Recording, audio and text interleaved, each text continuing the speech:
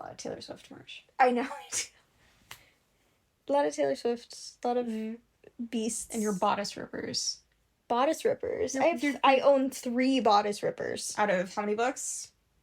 What percentage is that? I don't... I mean, I've apparently read over 300 books. This year? Not this year. No, in, like, my lifetime. In your life? That's not a lot in your life. If Goodreads is correct, it might be 300 or maybe 600. Hold on. I'm looking at my Goodreads. I have read 415 books. Oh. But again, I don't know how official that is. And I don't really use Goodreads to track anymore. I use Storygraph now. But yeah, I own 3 bodice rippers out of, like, I probably own more than I've read, obviously. And we support that. And we support that.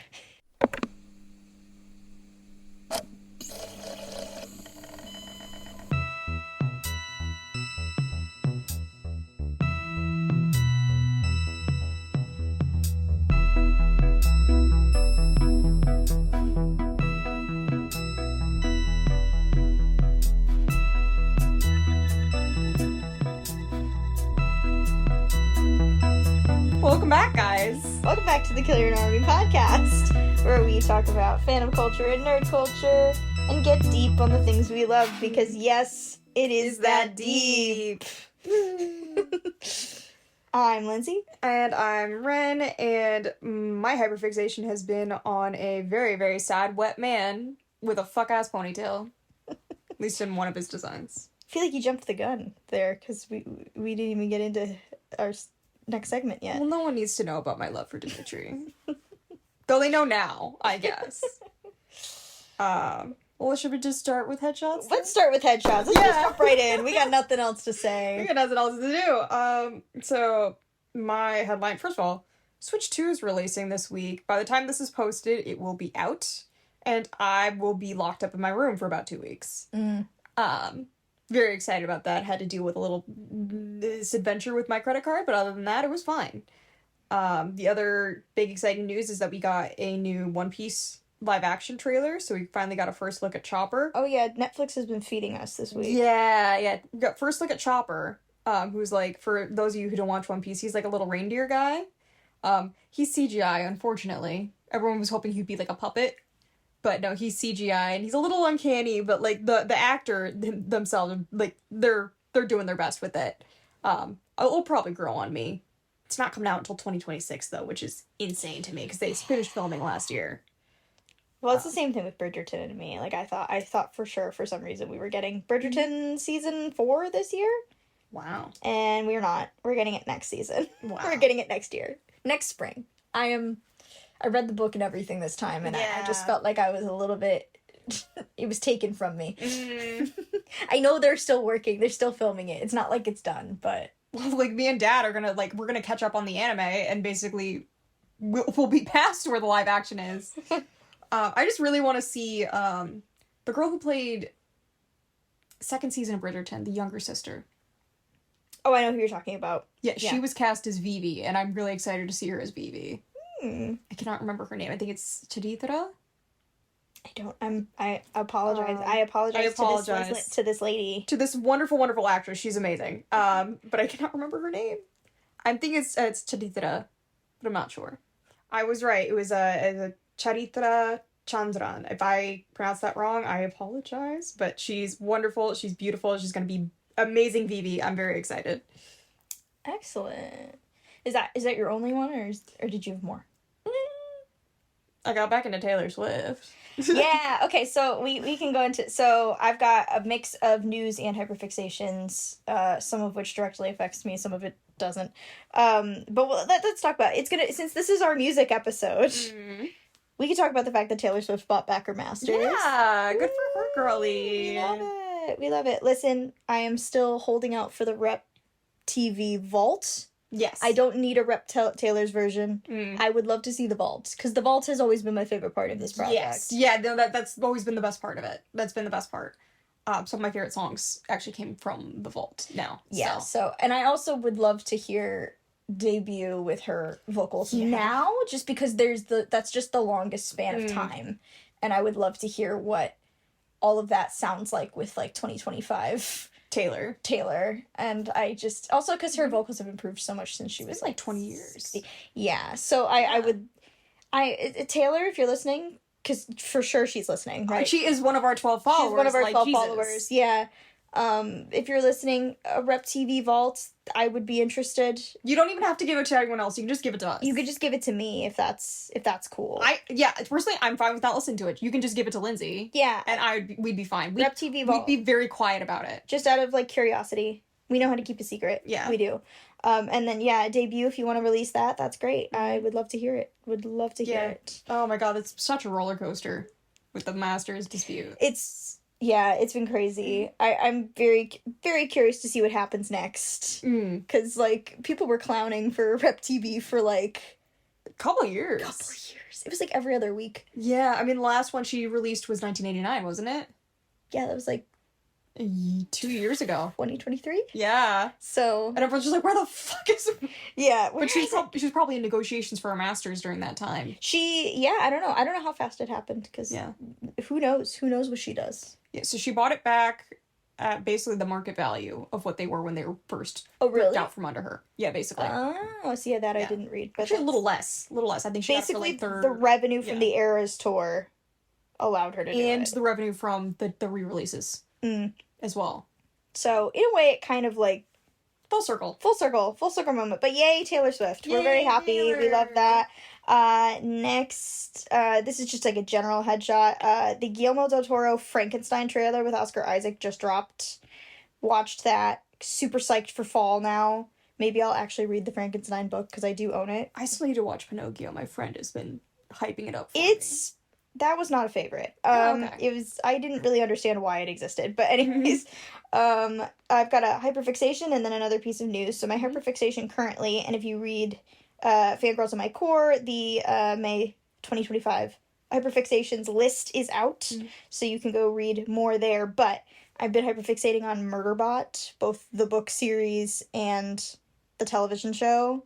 I have ripped through my Hoopla borrows for the month, reading all the novellas on audio. Oh, wow. And now I own all the bind-ups, including the full-length novel, so that is now sitting on my bedside table. I'm obsessed. I love Murder. Many stacks. I love Murderbot so much. Just so good.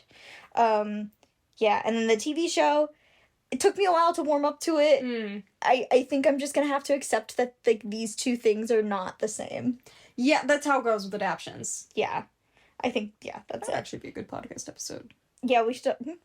We'll add it to the spreadsheet. We'll add it to the list. Not promising anything. And then the next piece of news is personally exciting for me. So, the book Girl in Pieces by Kathleen Glasgow, which is one of my favorite books of all time, is going to be turned into a film. It was not purchased, but it was optioned by two of the actresses from Yellow Jackets. I don't remember exactly which ones, I like off the top of my head, but they have a production company, and they have picked up Girl in Pieces to be optioned for a film. My guess is starring them as well. It's lovely because Kathleen Glasgow, is a friend of mine. We met because I reached out to her about copyright for some parts of her book because I wrote a song based on the book. It is called Girl in Pieces. You can go find it. I will link it below. It is on a 8-year-old EP I made when I was 19 and put out when I was 20. It is very much a moment in time, but I still like Girl in Pieces for the most part. Don't listen to the rest of it. Listen to Girl in Pieces. Or do listen to the rest of it, because then you get, like... I get no money. I've received no money. It did have a little moment last year because I made fun of it on TikTok, and then everybody went and listened to it.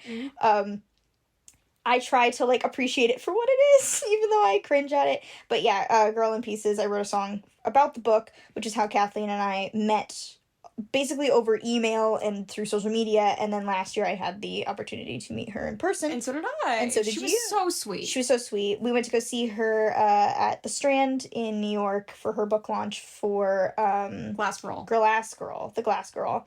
Also very good. Like, just her books are always an automatic read for me. So Kathleen, if you're listening, we love you. We love you. Congratulations. Can't wait to see the movie. Just opening day previews. We are going. Yeah. We're going to be there. We'll be there whenever it comes out. Rain, snow, or shine. We're here. Yeah. We're there. We love it. Okay, so this week's episode is going to be all about fandom playlists and fandom music, just music in general. Fandom music in general. Yeah. Because when we started the podcast, we did bring up, like, did we ever want to cover, like, music fandom in specific? And to be honest, we're not really in music fandom. Not really. Except for me with, like, Taylor Swift, kind of. Yeah, I really stay away from a lot of, like, fandom content. Yeah. Just more out of disinterest than anything else. I have my favorite bands. Like, I have my artists that I follow, but I'm not really in the fandom for them. Except for Miku. Everyone's in Miku. Yeah, I've never, like, because, like, I always say that I did not get the boy band loving gene. Like, it just skipped me. I never had an outright dislike for boy bands. Yeah. Like, I will say, One Direction made some bangers, but I wouldn't call myself, like, a One Direction fan. I also wasn't, like, a Five Sauce person, or...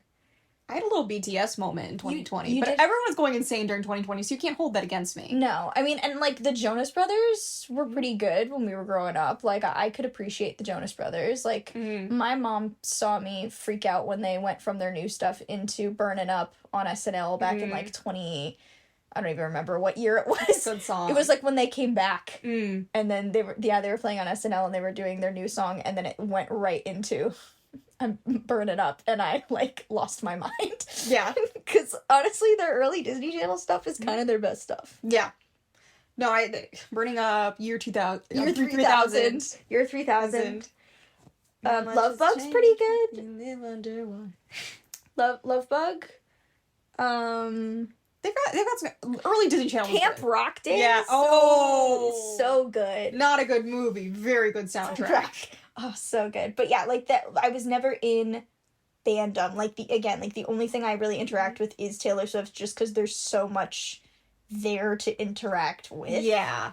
I mean, I was in BTS fandom for, like, a few months. I still like BTS. I'm glad they're coming back from service, okay? And then, like, when I was in middle school, I was, like, Sleeping with Sirens, Pierce the Veil, but I wasn't really into, like, the fandom. I just liked the music. Yeah, and we weren't big concert goers growing up. There was a lot of concerts that came out near us. Like, we'd get stuff in the XL Center, but that was always really expensive, so we never went. Yeah, I felt like even, like, when Taylor Swift came through the XL Center during Speak Now, and I just felt like not asking, because I think I just assumed it would be too expensive. We went to Miley Cyrus. We went to Miley Cyrus at the XL Center. Yeah, during her breakout tour. During the breakout tour, yeah. And then I got one-upped by someone I can't name because I don't want to dox anyone on this podcast. But she one-upped me the next day by, I'm like, oh, I went to see Miley Cyrus. She's like, yeah, well, I went in a limo and we had front row tickets. And I'm like, screw you. Screw you. Yeah, that was, like, the one concert I went to. Like, when I was in high school, the closest thing I think I ever got to, like, a concert was going to see, like, the Night Vale live performances, because there was music elements to that. Yeah. We saw Idina Menzel at the Bushnell. That's, like, a different situation, that's a different situation. Going to see, like, musical theater concerts are very different than, like, going to... I didn't really start going to concerts until I was in my 20s. Yeah, I ended up getting... my uncle got me Mariana's Trench tickets when I was 16. Mm-hmm. They were performing at Toad's Place, and that was a great concert. Josh Ramsey's very tall. I went with a friend, and that was, like, the last concert I went to until I went to... We saw Elton John at Gillette. At Gillette Stadium, yeah, his last tour. I saw that with a migraine. Yeah. I had an awful migraine. This was before I was medicated. But it took us 2 hours to get out of the parking lot. It was raining. It was, good concert. Just, like... Fun concert, yeah. Just, like, stadium concerts are just... They wipe me out. But yeah, and then, like, I'd gone to a lot of small venue stuff. You hadn't really until you went to go see Crane Wives. So good. Oh my god. And I've seen Dodie 3 times. You've seen Mitski. I saw Mitski. I was brought along for that one. I don't think I paid for that ticket. technically, like, with openers and everything, I've seen Tessa Violet. I've seen Lizzie McAlpine because she opened for Dodie the last tour she did. I've seen Remy Wolf. I've seen Lord. You've seen Taylor. And I've seen Taylor. You went to the Eras tour. And technically Phoebe Bridgers as well, because she Yeah. was the opener, and I saw, who was the opener before her? It was, wow, I'm really spacing on the name. I can see it kind of in my head. She does the ABCDEFU song. Yeah, I know who you're talking about. I Wow. do not remember her. I think it starts with a G. Gail. Gail. Her name's Gail. It was Gail, all caps. Yeah, Mhm. so I've seen, we've got concert stuff, but we were never in the music fandom. Oh, and we saw Noah Kahan. And we saw Noah Kahan last Which year. was fantastic. We saw him at Fenway. Yeah, it was, saw him at Fenway, the most New England thing. I think whatever the Live at Fenway album is, I think that's the concert we were That's at. our night. Yeah, that was our that night. we saw. 'Cause we missed the night where the Lumineers and everybody came out. Yeah. Which I was a little disappointed because the Lumineers is my favorite band. Mm. I have, like, pretty much all their albums on vinyl, except for the two most recent ones. Love the Lumineers. Cleopatra is a masterpiece. Love that album so Need much. to listen to them. It's so good. I've only listened to one of their albums. It's so good. Listen to Cleopatra. It's the best.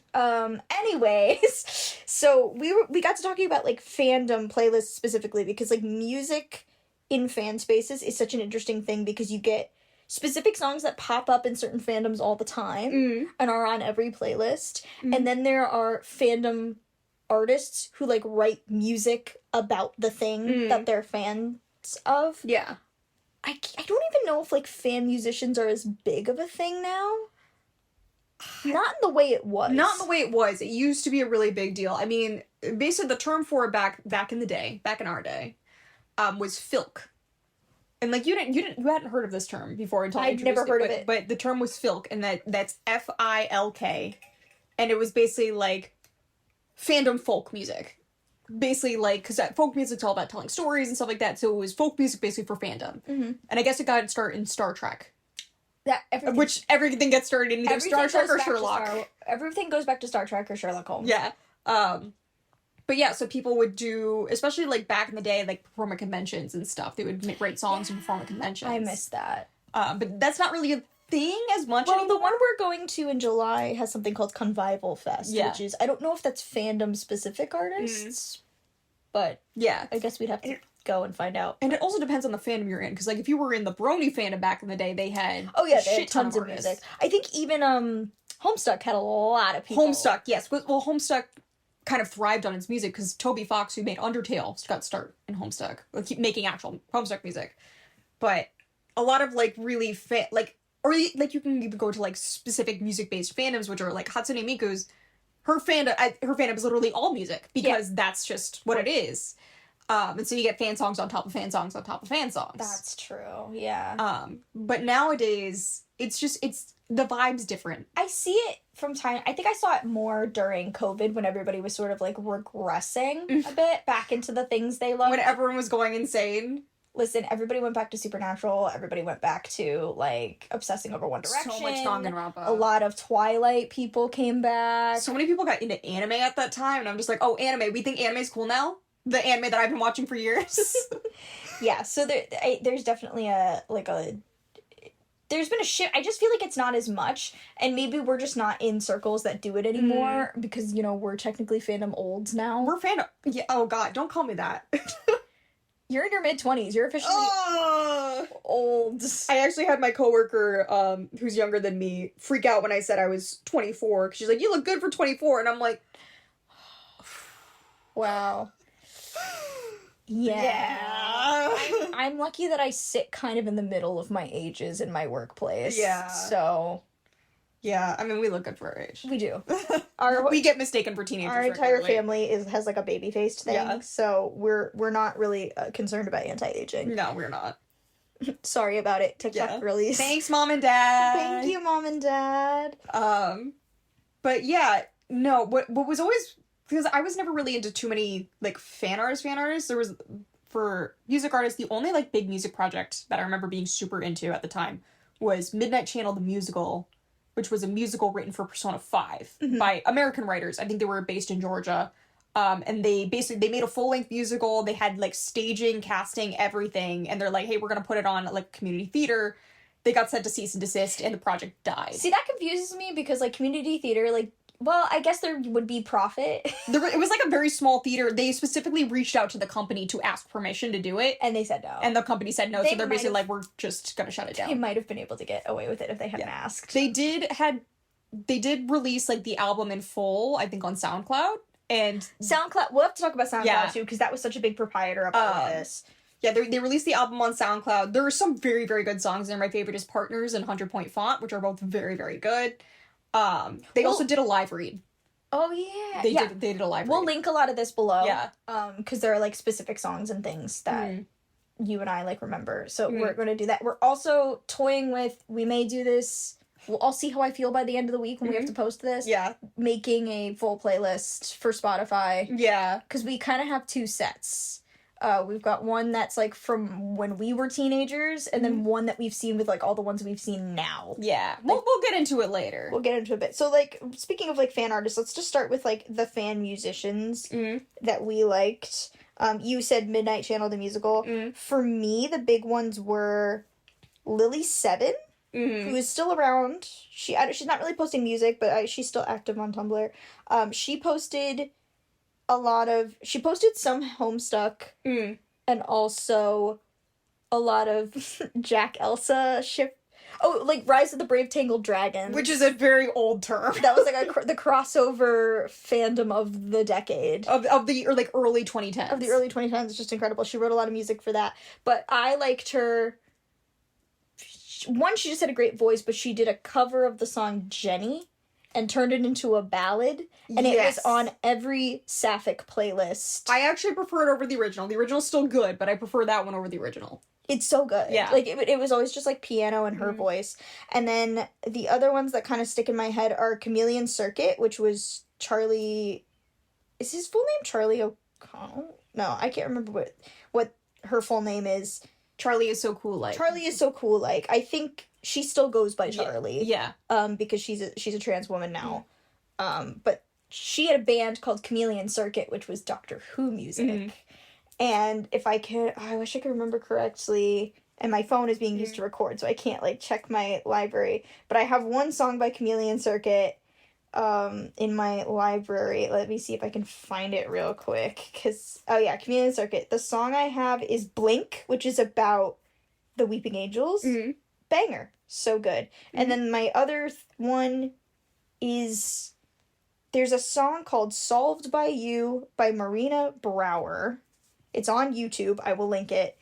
It's like an unofficial Sherlock theme song. Also a banger. Very high energy. Very intense. Love it so much. Yeah. When also talking about, like, other fan artists, I mean, the thing that immediately comes to mind to me is English Vocaloid cover artists.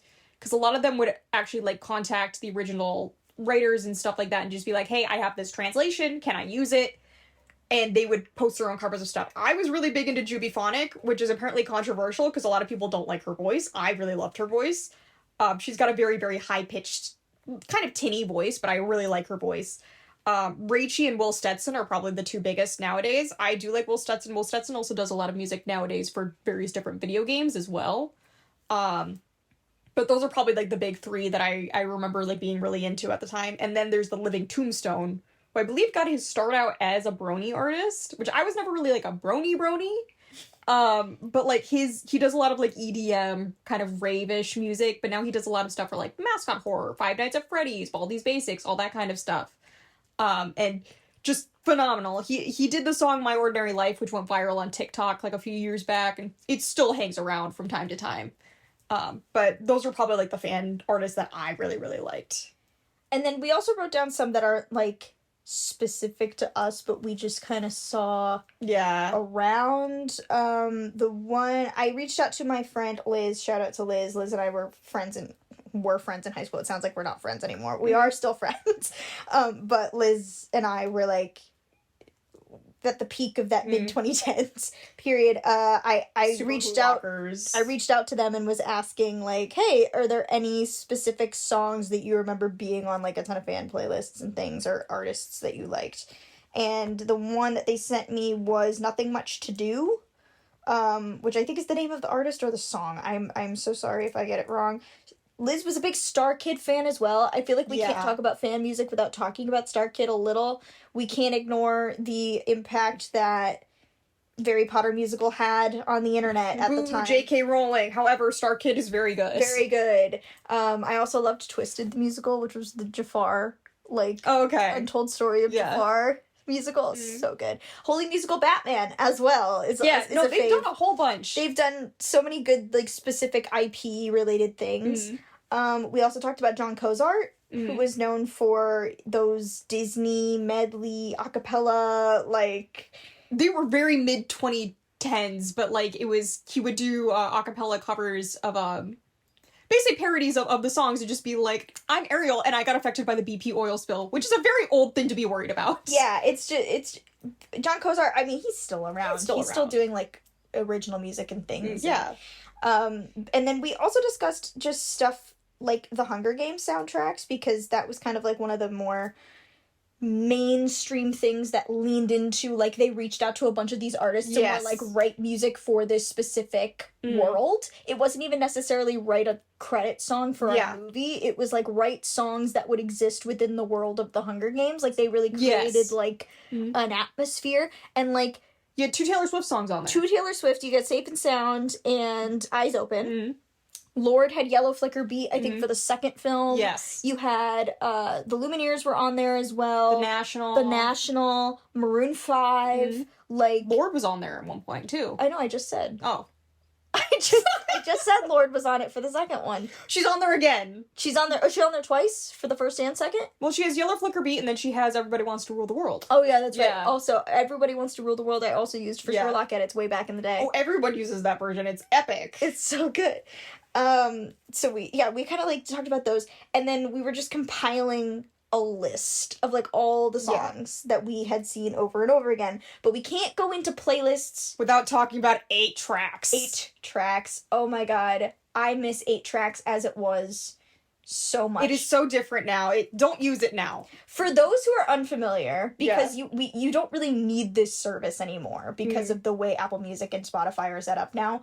8 Tracks was a playlist making website where, again, you had to have a minimum of 8 tracks. It was meant to be a takeoff on actual 8-track tapes from back in the 90s. It was kind of like the internet version of that. And people would create fan playlists and to go along with either a character, a ship, a specific fic they were writing. Or a vibe. Because it didn't even just have to be fandom stuff. Because I could find stuff like Summer Fun 2014 or something. Like, it was something so specific. I could probably pull up my 8 tracks now because I technically still have an account. I would find, like, a lot of modern mythology stuff, which is how I found a lot of my favorite, like, folk artists. Like, Radical Face I found off of 8 tracks. Yeah, I found so many of my favorite artists through 8 tracks. And the beauty of 8 tracks, too, if we're talking about, like, singers like Lily Seven, she would get featured on these playlists even though she had no professionally put out music, because you could pull files, essentially, from anywhere. You could pull stuff from SoundCloud. You could pull stuff from Apple Music, you could pull stuff from YouTube. Yeah. Yeah, I think as long as you had a file, you could do it. You could do basically anything. You were also, like, got the artist bio every time you went, like, if it was an official artist, like, you would get the artist, like, Wikipedia bio whenever it would play. You'd also could put notes. There were notes on the songs, which I think is so important because it made you argue your case for why the song is on the playlist in the first place. As I would do it, I would just put, like, whatever lyrics I think fit best in the vibe as the note. So be like, look out for these lyrics. These are the lyrics that make sense. Yeah. So, you had your own album covers, which not everyone does an album cover nowadays for their playlists. Not everybody. You could do descriptions and stuff like that. There was tags. I mean, it was basically social media playlists.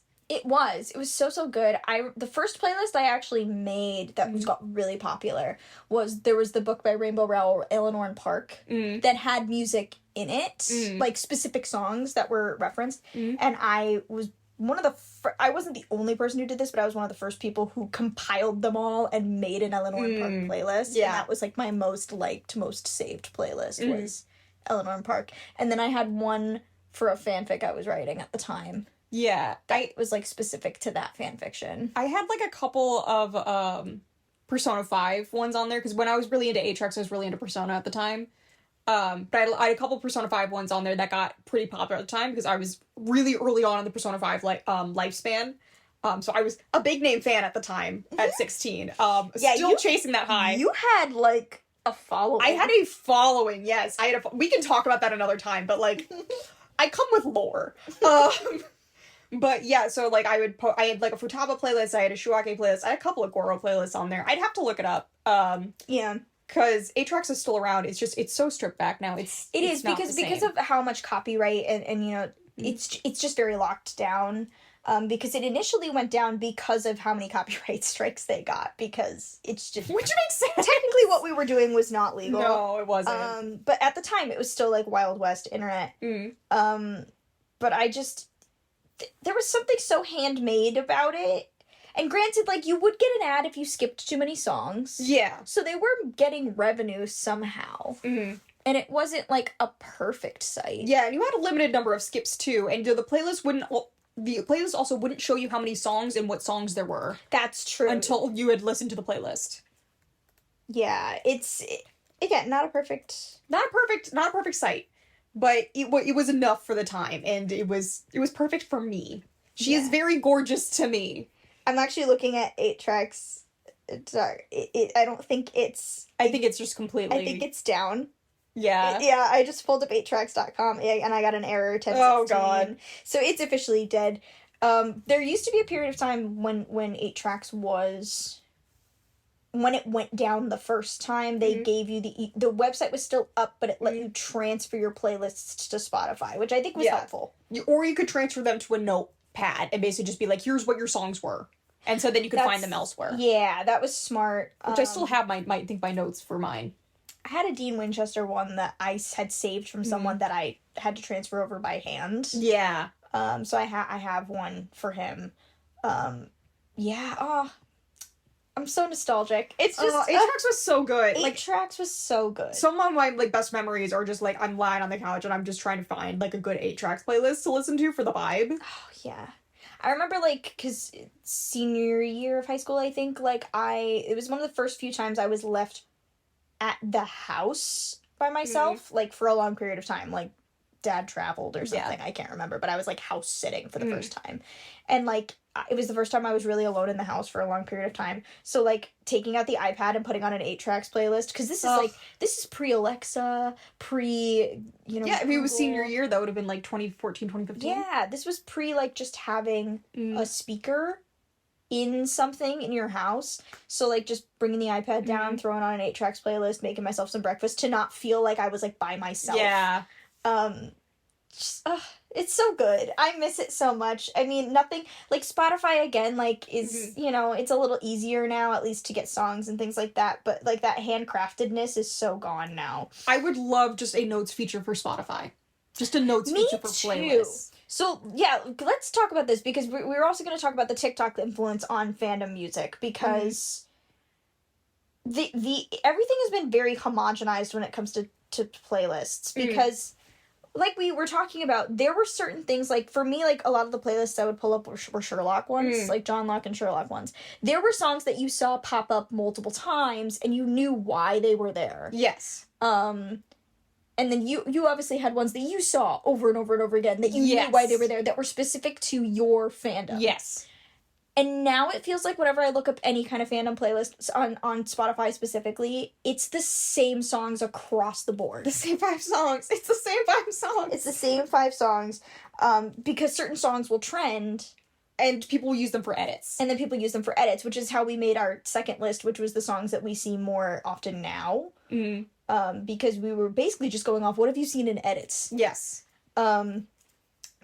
I'm gonna pass it off to you because I know you have a specific one that annoys the hell out of you. Okay, so, little history. I've been a fan of Mother Mother since about 2017 to 2018. I found one album by them. It was their album Oh My Heart, which is a very popular album now. And then I listened to all their other stuff and I fell in love with them. They were my favorite artists. And then all of a sudden, for some reason, they're trending on TikTok. And I'm just like, oh, what song is there? I mean, they've had a couple of really good albums. Could it be, I don't know, Body? It's Alright. It's fucking Hayloft. And okay, Hayloft on its own, it's a good song. It's a banger. It is a banger. It cannot be on every fucking playlist, guys. It is not, unless your character is fucking a girl in a hayloft and her dad's about to go kill you, it does not belong in that playlist. So basically, Vendela Bergman from Spring Awakening is the only person who's allowed. Yes, she's the only person who's allowed to have that song on her playlist. Song. I'm taking Hayloft and I'm putting it on a high shelf. Not a hayloft, but a high shelf. And you are not allowed to touch, for at least, like, let's say 5 years. 5 years, you're not allowed to touch Hayloft. And the thing that sucks is that, like, that's the only song people know by Mother Mother now. And even though, like, Mother Mother got really, really big off that, they made Hayloft 2, which is still pretty good. Their music is great. But, like, it's just, like, everyone only knows Hayloft, and maybe a couple other songs off of All My Heart, which is one of their best albums, but, like, there's so much more! There's so much more! Ugh. Yeah. It makes me so mad. That one, I don't have one that, like, pisses me off to no end like that. Mm. I don't like seeing Line Without a Hook constantly, or, like, or Mr. Loverman, too. I like that one pops up all the time. Ricky Montgomery, and I like that album by like Ricky Montgomery. The one that I prefer is My Heart Is Buried in Venice, but I put that on my playlist because the character I was thinking of is specific to Venice Beach, California. Yeah, like that. Like this is why we think the notes feature is so important, because on 8 tracks you had to explain your case. You had to plead your case. You had to plead your case. There are so many there. So I have an instance of like, so a few months ago I was back on a BBC Sherlock kick because PBS was airing reruns. So I was just like, just seeing it in the way it was originally given to me just made me nostalgic. But I wanted to go see and fight, because the trend now is doing such and such thing Taylor's version, and it's all Taylor Swift music. So I tried to look up a John Locke Taylor's version. I disagreed with every single one I found. And I was like, absolutely the hell not. So I made my own that goes in order of the first of all 4 seasons. Like, it covers the storyline. And I was doing it alternating perspectives. And I think I did a bang-up job. I think I did a really good job. But this is the thing. Like, I feel like they're being put together willy-nilly. You can't put them together willy-nilly. There's gotta be some structure. Well, the thing is, we also have to talk about the 2 different versions of the fandom playlist, because there is fandom playlist based off of you think the lyrics fit this character, and then there's fandom playlist based off you think the character would listen to these. Yeah. And I've always been a lyrical girly. Same. So I've always been like, all my playlists have been focused on, this is what these lyrics relate to this character. I have never been except for like maybe 1 or 2, this is what this character would listen to. Yeah. Like, everything else was always like, the lyrics have to make sense. Sometimes mine are a mix. Yeah.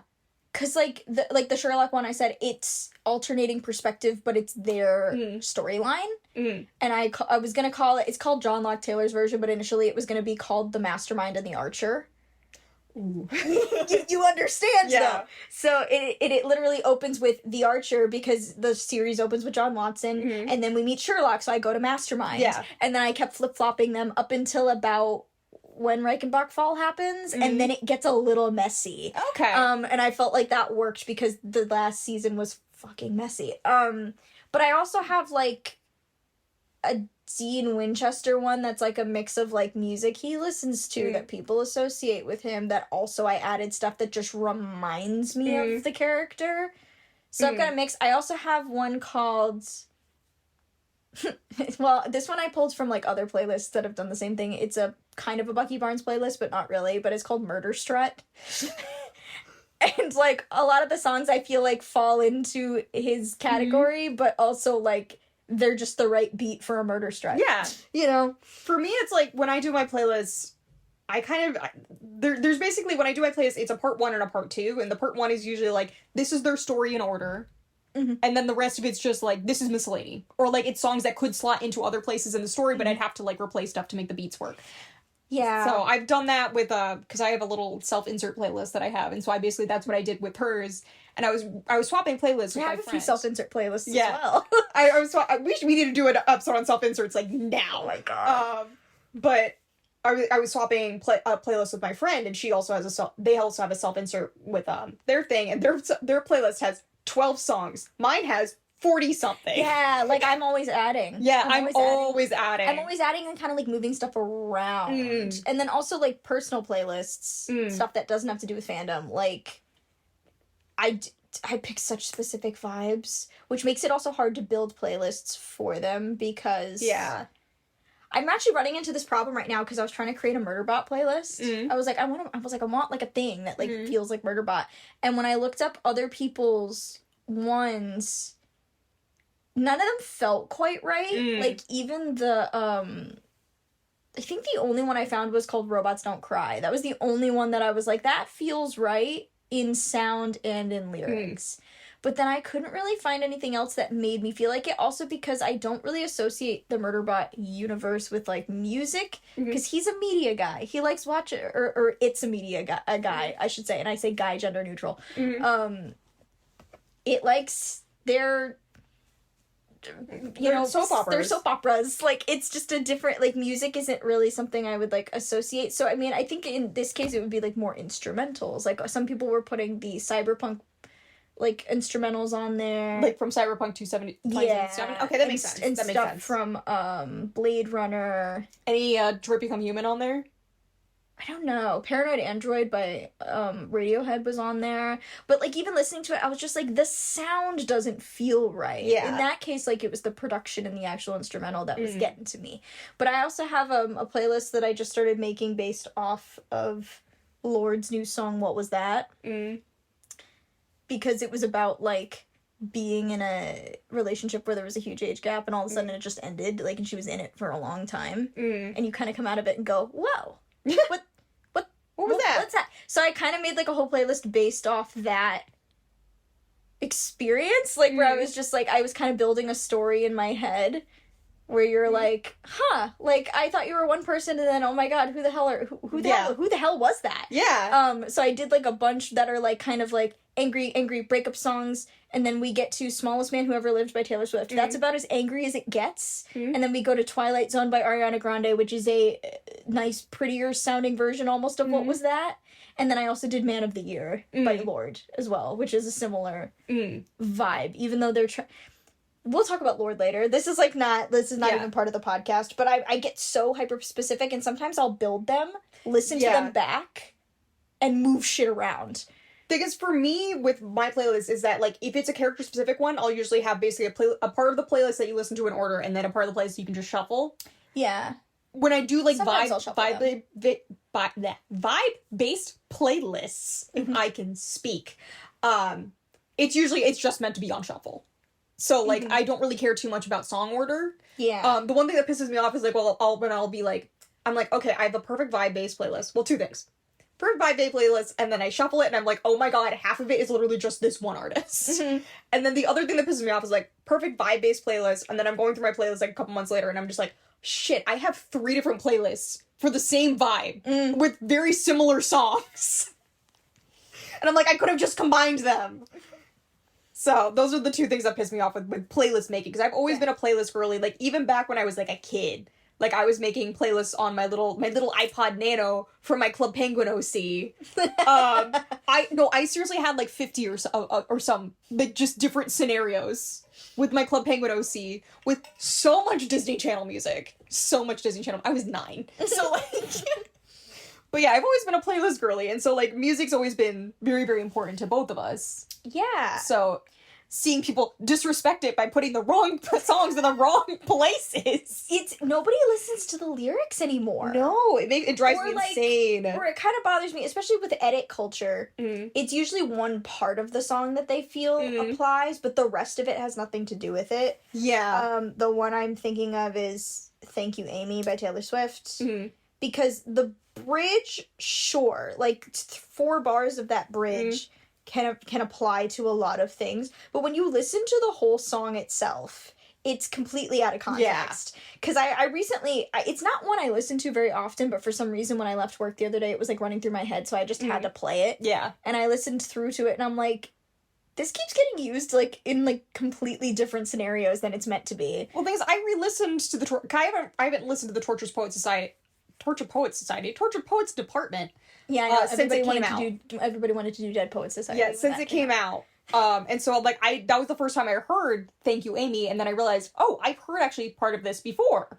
Because I heard it from TikTok, and I'm just like, this is a completely different thing going on, and I'm just like, I don't think this is the best like scenario to use this in, because the thing is, like, there would be nothing if there hadn't been you, and people use it for like, oh, like, I wouldn't have been an artist if my little kid self hadn't drawn all these photos, when really, like, the song is about, like, your high school bully and you completely showing her off. Yeah, it's literally about, like, I wouldn't be so successful if you hadn't literally made me miserable. Yeah. Like, it's really interesting. It's the same thing with, like, Gracie Abrams' That's So True. Mm. The bridge, which again has crack in it. Like, I'm not gonna lie. I remember hearing the bridge only, and then not realizing, like, the song is very angry. Like, it's an angry song. Like, it's really, like, snide and mean to the subject it's singing to, which is, like, appropriate, because it's, like, a guy who, like, gets a new girl, and is just sort of repeating the same stuff he did with you. Yeah. Like, and she's pissed about it, like, as you should be. And the bridge would get used as almost, like, a triumphant thing that I would see in edits. And occasionally I would see it used properly, where they would kind of talk about, like, I've been through all this stuff and I keep getting, like, just hit while I'm down. That felt like an appropriate use of it. But then there were some where they were just like, when they used the phrase "made it out alive," they treat it like they've come out on the other side, like, victorious. And I'm like, but that's not what the bridge is about. It's her going, like, I can't believe you did all this when, like, this is my entire life. Well, the thing is, the like, very next line, it's "made it out alive, but I think I lost it. Said that I was fine, said it from my coffin. Remember how I died when you started walking? That's my life. And yeah. And I'm just like, that's not triumphant. That sucks. Like, that sucks. I think the song that like, when people take it out of context, is "Too Sweet" by Hozier, because I'm really into Hozier. And that song is, like, specifically about, like, kind of, like, someone who makes a lot of really, really toxically positive choices, and then kind of, like, looks down on you for not doing that. And then people are just like, oh, it's the glow up song, because I take my whiskey neat, and then the neat is your glow up, or a character's glow up, or, like, a character being hot, or something like that. And I'm just like, it's not really what it's about. It's not really what it's about. Or people think it's about, like, the fact that black coffee drinkers suck, and I'm just like, listen, we know they're annoying, but that's not what it's about. It's I get very frustrated when I just hear songs kind of thrown in there without them being what's a good use of like, what's a song you've heard on a playlist and you're like, oh, actually that's a great choice. Do you have one? Let me think. It was when Ms. Marvel was out, and I pulled up a playlist called Kamala Khan's iPod, and someone did Generation Y by Conan, Conan, I almost said Conan O'Brien. No! By Conan Gray. Generation Y, and one of the very first comics of Ms. Marvel is called Generation Y, but it is about, like, just, like, that generation of kids. Like, it's kind of like a bit of a mission statement for that, and it felt like something the character would listen to, but also describes the generation she represents, and it ties in with the title of the comic. So I was like, oh, that's a great choice. Also, the pilot episode of Ms. Marvel was called Generation Y. Yeah. So, and it's Generation WHY, like the word Y. Yeah. So I was like, that's... I felt like that was a really good one. Yeah. I can't really think of any, mainly because the examples I keep thinking of are mine, because I am obviously the best curator music ever. What's a good one that you did and you just go, oof, that was... you just pat yourself on the back. Okay, so the one that I really like recently, because I've been obsessing over Fire Emblem Three Houses, is on my Fire Emblem Three Houses playlist. I have the song Liar by the Arcadia Bay. I'm making sure I got this right. Hold on. Stand by. You have Midnight's up on your thing. I know I do. Famed Midnight's hater has Midnight's I know, but I I was listening to it yesterday to see if I still hated it. I've got you on blast. You want me to put me on blast? Okay. I did take off Karma though. But no, it's Liar by the Arcadian Wild, which, first of all, that's a great album. And it's for Dimitri, and it's just like, it's about, like, I have to lie because I have to, like, kind of keep what I am under wraps, and I'm making all of you guys my next victim, basically. Mm-hmm. But still, like, talking about, like, monstrousness and all that kind of stuff. And he has psychosis, so, like, trying to keep that under wraps while being, like, the crown prince and stuff like that is very, very hard. There was, I was saying to Claire, who did our music for the podcast. Claire is a musician and teaches music and, like, just knows everything. I was telling her about, I found, like, someone's Bucky Barnes playlist, and they had put Misery Business on it. And I was like, you know, I know this is considered, like, the sexism cheating song, but when you listen to it, it's a banger. But when you listen to it from the point of view of an assassin, it lines up perfectly. You're right. It works perfectly. So that was kind of one where I was like, I didn't expect this to work, but it does. Yeah. The other one that I'm thinking of, that are another one of my choices, because I'm the best. I have one too when you're done. Yeah. Is, I've been writing a fanfic, and every title is basically lyrics from a different song on the playlist. And there was one that I picked No Complaints for Noah Khan as one of the songs on the playlist, and I realized that the chapter, because the line I chose was, I saw the end, it looked just like the middle.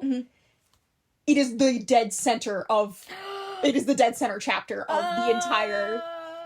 Yeah. And then, like, in the last chapter, they also are at the same spot. So, like... Oh, that's actually kind of great. Yeah. Little spoiler for anyone who's reading that fanfiction, which I will not name. The one that I always, like, pat myself on the back whenever I hear it, where it falls in the playlist, we're going back to the John Locke Taylor's version. So, it falls in the timeline where Moriarty is, like, spinning the press on Sherlock and John. You don't know if Moriarty's real. You don't know if it's fake. He's making everybody seem like Sherlock's a liar. There's a lot of misinformation. And this is a song that I set to be from John's perspective, and it's Lavender Haze. Ooh. And it's talking about, like, how everybody's, like, talking about, you know, talk your talk and go viral. I just need this love spot. Like, he wants to stay in the partnership and just do the thing, solve crimes, do stuff. And he's also, like, the one who's spiraling. And it starts with staring at the ceiling with you. You don't say too much. It's like, you don't really read into my melancholia. And it's, like, truly, like, someone trying to just, like, put blinders on and just, like, stay in this thing with somebody when the entire world is, like, swirling around you and doing whatever. And then I think the one that comes after that might be So Long London. Which is from Sherlock's perspective. Yeah. Oh man, we could go on this all day. We could go on this all day. Hold on, I want to double check just to be sure, because that period of time I actually switched around a lot. Because I couldn't quite grasp... What was it? So, it's, like, middle of it, and it was... Yeah, Lavender Haze, and then we go into Guilty as Sin for Sherlock's perspective. Guilty as Sin is so good. Because that's almost because you think he maybe would want to, like, confess if you're reading this through the John Locke lens. Then we get Dancing with Our Hands Tied, because it's all falling around them. We get I Know Places. Running through the streets of London, handcuffed together. Castles Crumbling, because Sherlock's reputation goes away. Yeah. How Did It End? Ooh. Then So Long London. Yes. Then we get I Wish You Would. Is It Over Now? Right Where You Left Me, which is when Sherlock comes back. And then we get Speak Now, 'Cause Wedding. Yeah. I Almost Do. Hits Different. Cassandra. And then, like, it just goes on and on. It just goes on and on and on. It's really good. I end with Long Story Short, because we need, like, a happy ending, because they do, despite the fact that season 4 is ass. Yeah. They do end up where they are supposed to be, which is living together. Yeah. And, so I'm always very proud of the structure of that playlist. Yeah, for one of my OC playlists, probably the song change that I'm most proud of is towards the end of it, you have, one of the characters leaves another, and it's Goodbye My Danish Sweetheart by Mitski, goes to another character that she's in love with, and it's Tongues and Teeth by the Crane Wives, because the character doesn't have their best interest at heart. So, it's... I like that one. I can't explain it because it's OC stuff, but, like, it is. Oh, I also forgot, because I haven't looked at this playlist in a hot minute. I forgot. So it starts with the Archer, John. Yep. Mastermind, we meet Sherlock, and then we go immediately to London Boy. Of course! Because I hate you. Because John's like, I'm down bad. I hate you.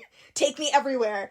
And then we get Everything Has Changed, and then it's Lavender Haze. Yeah. Because this is, like, they're in it, it's a rhythm, Okay. I'm so proud of how I did this. Yeah.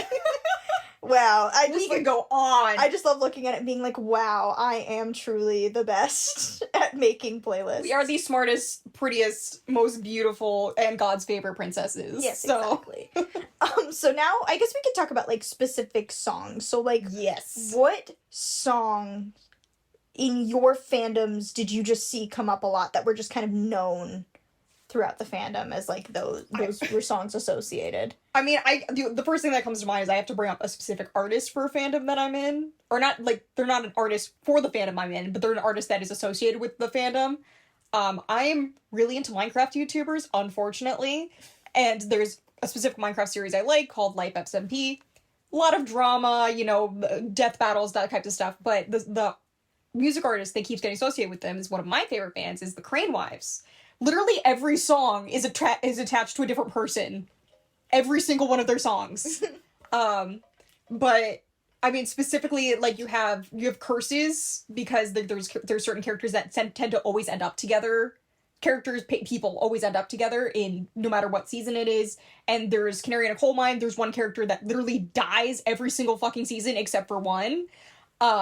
Just like a whole bunch of, like, there was actually an artist in the fandom who literally made album covers for every single one of their currently released songs as a different Life SMP moment or character. And I'm like, no, that's us. Like, wearing Life merch to a Crane Wives concert is like wearing their own merch to a Crane Wives concert. I did see someone with a Life beanie when I saw them in person. But yeah, that's probably the biggest thing that comes to mind. Because, like, for ours, like, we had, like, specific songs. I wouldn't say, like, artists popped up more and more. Because, like, for me, like, my first playlists were obviously all Sherlock and John Wick ones. So, like, The Scientist by Coldplay, Human by Christina Perry, Jumper by Third Eye Blind, more so you would sit back from that ledge, my friend. Like, as a joke. Like, that was, like, an ironic one. I'm just trying to think. Like, there was John My Beloved by Sufjan Stevens, just because John is in the name. I'm trying to remember. England by The National. That's actually how I found The National. And then there's a couple that are were kind of already there, which was To Build a Home by Sleeping at Last. And oh my gosh. Turning Page by Sleeping at Last.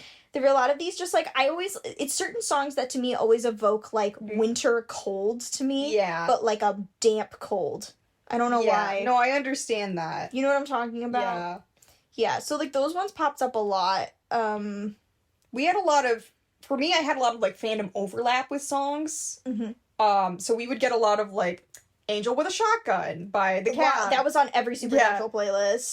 I Can't Decide by Scissor Sisters for, like, any sort of, like, psychotic character. I mean, back in the day, like, if you want to get, like, early... Every time we touch, I get this feeling. Every time we kiss, I swear I can fly. I loved Cascade as a kid. I loved her. You had, like, I mean, we had also, like, a bunch of stuff by Skillet for some reason. Imagine Dragons had their moments. Fall Out Boy, Centuries by Fall Out Boy. Yeah. There was a lot. I mean, a lot of Marina and the Diamonds. We also said, like, anything from Badlands by Halsey. Yes. Especially Colors. Colors would end up on a lot of ship playlists. Yeah, you would also get, like, Gasoline, you would get Control. Yeah. You'd get Castle. Yeah. Those were, like, the big ones, though. I remember New Americana would pop up on, like, certain playlists. I was also just thinking of, like, because for some reason they pair for me, like, Halsey and this song, Renegades. By what's it called? The XX? The X Ambassadors. X Ambassadors. Oh, loved it. With me. So good. What about Riptide? I got Riptide a few times. See, that I don't get. Like, they're not listening to the lyrics. Yeah. I like Riptide though. Yeah, but basically we went through and, like, just made, like, a huge list. A lot of Marina and the Diamonds. A lot of Marina and the Diamonds. Yeah, like, the amount of, like, Marina I've seen pop up. Everything at Once by Lenka, which I found in 2010, really, before it became, like... a big TikTok thing. Because it was used in a Disney commercial. Yes! It was advertising Blu-rays. So it would show clips from Disney movies that lined up with whatever the line in the song was, which I thought was good, and I was like, that's a great song. You also had, like, How to Save Your Life. How to Save a Life. How to Save a Life was on every doctor show. Or Sweater Weather. Sweater Weather. Sweater Weather. Sweater Weather. Yeah, Sweater Weather. For by the bisexual girlies out there. Yep. Happy Pride, by the way, guys. Happy Pride. King and Lionheart by Monsters and Men. Out of My League by Fits and the Tantrums. Yeah, Viva La Vida by Coldplay. That's on everything. If you have any reference to, like, any sort of fantasy, it's on there. Yeah. Even, like, Little Talks by Monsters and Men. Yeah. 1,000 Years by Christina Perri, which, I mean, it's a Fandom song, but it came from the Twilight soundtrack. Yeah. So you can't dismiss it. This Is Gospel by Panic at the Disco. Yep. Fucking Warriors by Imagine Dragons. Yeah, Robbers by the 1975. A-Team by Ed Sheeran and I See Fire by Ed Sheeran were everywhere. Asleep by the Smiths, that one's just more like if you were like an indie kid at the time. Yeah. And also Perks of Being a Wallflower. Yeah. Come on, guys. I mean, and then nowadays there's different songs. There's different ones. But we're also getting some, like, oldies, because, like, ABBA's getting big. Yeah, basically a lot of ABBA. That's a what lot I of wrote ABBA. down. Mystery of Love by Sufjan Stevens, obviously. Kate Bush. A lot of Kate Bush. She's running up that hill with those soldiers. Yep. Good Luck Babe by Chappell Roan. The Night We Met by Lord Huron, which The Night We Met, I think, got popular because of 13 Reasons Why. Yeah. Because that was when I remember that kind of came in. As the World Caves In by Matt Maltese. Which is a fantastic song. Achilles Come Down by Gang of Youths, which I've seen make its way into the Sherlock fandom. Something Stupid by Frank Sinatra and Nancy Sinatra. The Fine Print by the Stupendium, which is, like, for any CEO character ever. Feeling Good by Michael Bublé for, like, any villain. Yeah, there was a specific, like, TikTok villains playlist that I remember that I had a bunch of those songs saved where basically people would just be like, here's what villain would go with this song. Or, like, type of villain, which I like those. Did I say About You by the 1975? Yes, you did. I said,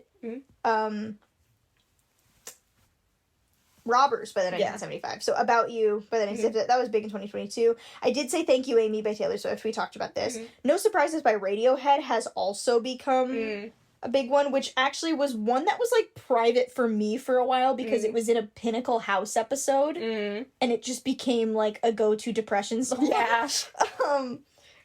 Crush, a lot of Conan Gray. We said The Exit by Conan Gray, Crush Culture, Fight or Flight, People Watching. And then I think we came up with a few more for him towards the end. We had Family Line. Yeah. We also had Boyfriend by Dove Cameron. Not Strong Enough by Boy Genius. Yep. Which is on all of my playlists. I'm guilty of that. Dear Arkansas Daughter by Lady Lamb. Could Have Been Me by the Struts. I feel like I haven't heard a good Struts edit in a while. Twin Size Mattress by the Front Bottoms. True. Would That I by Hosier. That's a lot of cottagecore type characters. Or just, like, there's one that that does, like, it's layered over some Lord of the Rings audio. Yes. Great. I would have gone to the ends of Mordor. Yeah, so good, so good. Ribs by Lord, which was kind of big back then and now. But now that Lord is back from hibernation, everybody's kind of, like, back on the Lord train. We also got, like, we have a couple of musical theater ones because we got, like, Wait For It from Hamilton, and then we have What the World Needs from Ride the Cyclone. See, that's the other thing too, is the musical theaterification. Because I can't do musical theater songs out of context unless they're all musical theater songs. Because I have a playlist right now called I Want, which is literally just I Want songs. Yeah. So, like, that works for me. But I can't, like, throw a musical theater one in the middle of a playlist. Thing is, I've always been very good at inserting characters into musical theater, so I can just take stuff out of context. But there's also the thing of, like, the musicalification of, like, everything's being turned into a musical now. Yeah. I mean, yeah, because we had, like, Ratatouille the musical. The Bridgerton musical.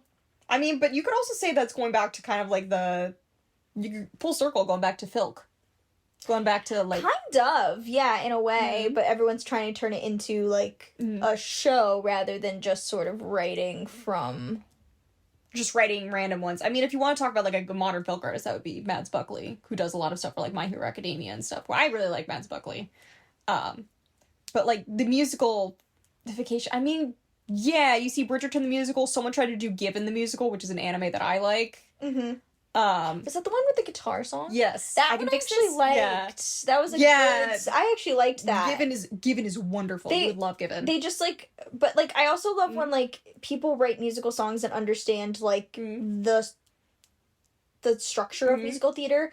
Whereas, like, I felt like there was a period of time where everyone was just writing songs for the sake of writing songs, and they weren't thinking about how it goes into a larger piece. So, I mean, I think... But yeah, that one's actually, I think, is a great example. That one's very cute. But yeah, no, it's just, it's also like with the way TikTok is structured, it has to be snappy. Yeah. It has to be snappy. Well, there was that guy who was also trying to write, like, a musical theater song every day last year, and then he ended up writing the song about the groundhog, which went, like, mega viral. But, like, everything has to be snappy, everything has to be, you know, everything has to be a bit. Everything has to be an edit. Everything has to be... No one has the patience to listen to songs with, you know, a fucking second chorus or a hook or... Yeah. A fucking 2-minute outro, The Crane Wives. Yeah, I mean, like, I'm trying to think, like, in 2020, there was, like, one that felt like the most traditional form of, like, a fandom song. It was a girl, the artist's name is Elena, I think. She wrote something called To the End of the Line, which was... definitely a Stucky song. Steve Rogers and Bucky Barnes. She wrote a few other things, like specifically singles for different things. And then there was another girl whose name is escaping me who wrote an entire EP with all of the characters from Little Women, and each song was for I'd like to listen to character. That. She's missing one character though, and I can't remember who it was. I remember looking at it. Is it Amy? It's not. Good. Is it Beth? It might be Beth. Is it because she's dead? It might be. Because this seems to be so focused. Yeah, it's called Little Women. The EP came out in 2022. It's Lori, Amy, Joe, and Beth. Actually, no Meg. Of course. There's no Meg. Which, you know what? She wasn't the most interesting thing about that movie. But, yeah, this definitely seemed to be more rooted in the, like... 2019 one, not like previous iterations. Oh, I forgot. There's something called Joe, the Little Women musical that I pre-saved. There's multiple Little Women musicals. Yeah, everyone's trying to do Little Women right now. Oh my god, there's music from the Twilight Saga. Oh god. Chamber Orchestra. We're getting off topic. Anyways, I'm just looking at my Spotify, but it's the musicalification. I don't know how crazy I am about it. And again, like I don't like. I'm gonna say something controversial. I'm not into epic. I don't like it. Yeah, that is very controversial, and I dislike that. I hate that I know so you much. Love it. Me and our mother both love it. To me, it sounds like Hamilton, but Greek mythology. I know, but I still like it. So it doesn't feel new or groundbreaking to me, which is kind of like my complaint about a lot of musical theater as of late. I mean, that's fair enough complaint. One of the things I do like about him, though, is that he's very interactive with the fandom, and he does collaborate with the fandom a lot on kind of how stuff works. And he's like, he's not super attached to making it like a show. He just kind of wants to put it out there, no matter what form it's going to take. But he does like a lot of collaborations, because like there's a lot of animators who will do animations to songs. Like a lot of the songs that really I got into that were fandom related weren't really on playlists. They were on AMVs, which are anime music videos or animated music videos, however you want to put it. But I got a lot of it through AMVs. Like, Every Time We Touch, that was an AMV song. Angel with a Shotgun, that was an AMV song. Like, that's more where my music was found, rather than playlists. Back in the early days of fandom. Now it's mostly playlists. Yeah. But edit culture is, like, AMV culture is coming back. They just call it edits. They do. They just call them edits. There are sometimes where I like an edit. There are sometimes where I'm like, I feel like you just threw 6,000 effects at 5 different video clips and just hoped for the best. Yeah. And then there are some that are so good, and then people will, like, say in the, like, they'll put in the description, like, oh, I'm so sorry, this thing is wonky or whatever. And I'd be like, dude, I can't even tell. That's the equivalent of, like, a fanfiction writer putting out, like, 100k words and being like, sorry, English isn't my first language. And then they proceed to, like, devastate you. Yeah. Yeah. Yeah. But, yeah, no. Edit culture is just, like, I do like me a good edit. I used to do AMVs and stuff like that. I was pretty popular off of them for a little bit. Nowadays I don't do them as much because I'm busy with other stuff, but I have a lot of respect for people who do edits. There's just certain times where I'm just like, is this necessary? for this song. Because again, a lot of songs getting taken out of context. Yeah, that's the thing that kind of, that gets me, where I'm just like, you guys did not listen to the rest of this song. And in certain cases, like with TikTok songs, there's like instances of like the clip you hear is the best part of it. Yeah. And the rest of it's kind of meh. But there is a lot of, especially in fandom spaces and edit spaces, it's definitely more, you picked one bit of this song and ignored the context of the rest, and it's not even like the rest of it is inferior. You just didn't listen to it. You just ignore it. So that's why it's hard to like take something that's like a big edit song and then put it on a character playlist, because I'm like, well, only like 5 seconds of this is relevant. The rest of it doesn't make any sense. Because there are sometimes where I will do that based off like one set of lyrics, and then when I put it in the context of the whole playlist and I listen back to it, I'm like, no, and I'll get rid of it. You want to know what annoys me more? What? When I put a song there, I'm just like, it's going to be perfect for this character. And then I listen to it all the way through in the playlist, and I'm just like, it's not perfect for this character, but it is perfect for this other fucking character, and I hate it. I do want to say I think there's one exception to like edit culture where the entire song is used and it's just used repeatedly and it has survived over the years, and that is Two Birds by Regina Spektor. Yeah! Come get your crown, honey. So good. It's so good. And that song is so versatile. And a lot of the edits that I've seen have been overlaying basically every single chorus of it and then using it for different characters. Yes, that is fantastic. I love a multi-fandom edit. I love that so much. Yeah. I just so good. I love Two Birds. Just congratulations. That song will never get old. Congratulations for being the fandom song. The song. Thank you, Regina. I love Regina Spektor. Oh my god, she's so good. Oh my god, so good. So that was Fandom Playlist. Fandom Music. Fandom Music. That was our music episode, music guys. And fandom. You're never getting another music episode again. This is... I'm kidding. This was actually one of the more fun ones. This was fun, yeah. Like, we spent, like... Because we have, like a weekly meeting where we just kind of, like, structure and work through things. Coming up with the lists was so fun. We found... there was a playlist you found that was, like... music specifically from the Hitalia fandom, which was my fandom. Yeah. That was my fandom. And I basically went and, like, on Spotify and looked up, like, fandom playlist 2013. Like, because, like, I figured that was, like, smack in the middle of, like, that era. Yeah.